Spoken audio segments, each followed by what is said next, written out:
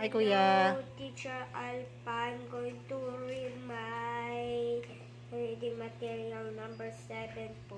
Okay, sige. Basa na po. Ang mag-aaral. Binuksan ni Ardin ang kanyang bag. Kumuha siya ng kwaderno. Correct.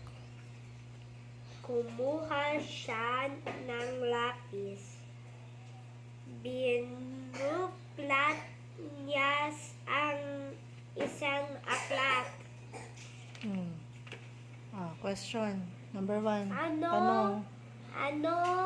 ang pamagat ng iyong binasa?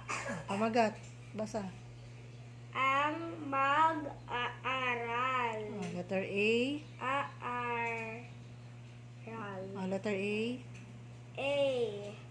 Letter A. Ang mag-aaral. B. Ang guro. C. Ang pamilya. Ano sagot? A. Ang mag-aaral. Okay, next. Number 2.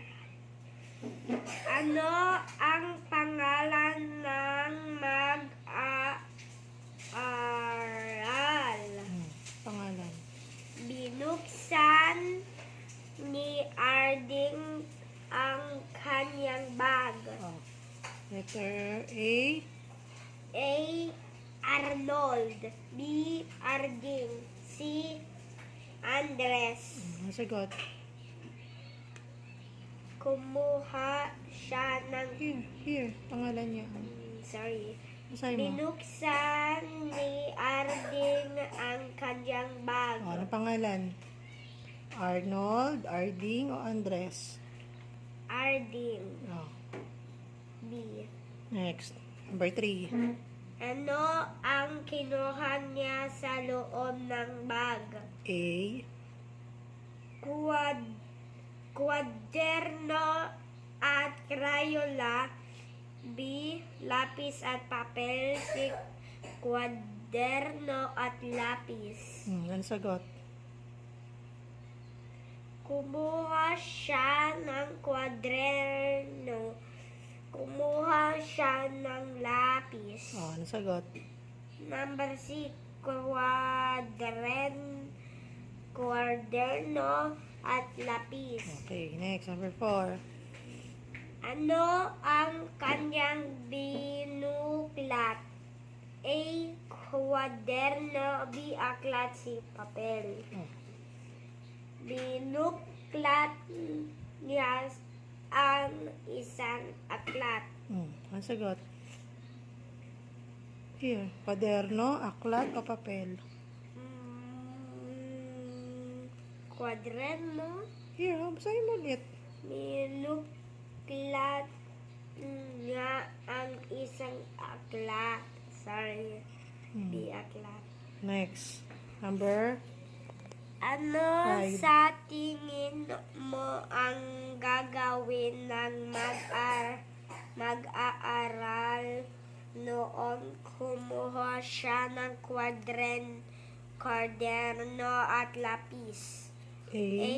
Magbabasa. B. Magbibilang. C. Magsusulat. Anong gagawin niya? Kwaderno is notebook. Lapis, ano yung lapis sa English? Lapis is desk.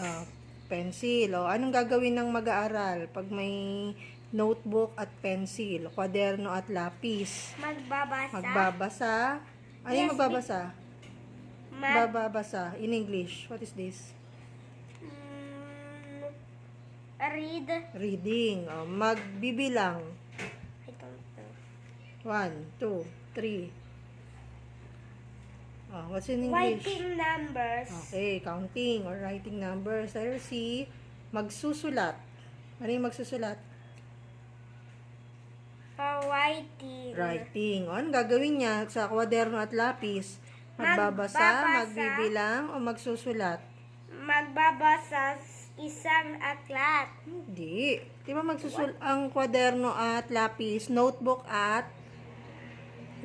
and pencil. O, pag may notebook and pencil ka, anong gagawin mo? What are you going to do?